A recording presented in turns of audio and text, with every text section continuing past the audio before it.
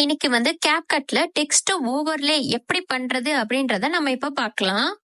நமக்கு தேவையான black screen வீடியோவை எடுத்துக்கோங்க. எடுத்ததுக்கு அப்புறம் ஆட் டெக்ஸ்ட் கொடுத்துக்கோங்க.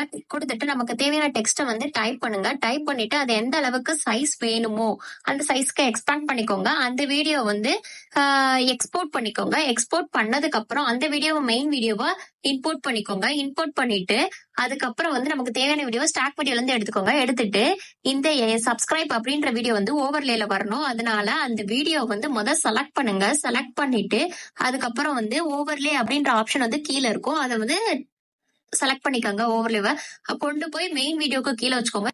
இப்போ சப்ஸ்கிரைப் அப்படின்ற வேர்டு வந்து பின்னாடி உள்ள பேக்ரவுண்ட் வீடியோ கலர்ல வந்து நமக்கு தெரியணும். அது ப்ளூ கலர்ல தெரியணும். சோ அந்த டெக்ஸ்ட்டை வந்து செலக்ட் பண்ணிக்கோங்க. அந்த வீடியோவை செலக்ட் பண்ணிட்டு ரிமூவ் பேக்ரவுண்ட் அப்படின்றத செலக்ட் பண்ணிக்கோங்க. பண்ணிட்டு குரோமா கீ செலக்ட் பண்ணுங்க.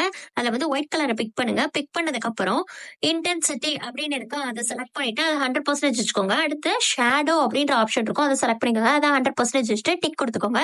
இப்போ வந்து பின்னாடி உள்ள பேக்ரவுண்ட் வீடியோ வந்து டெக்ஸ்டுக்குள்ள பிளே ஆகுறத நம்ம இப்ப பார்த்தோம். CapCut டியூட்டோரியலை பார்க்க சேனலை மறக்காம சப்ஸ்கிரைப் பண்ணிக்கோங்க.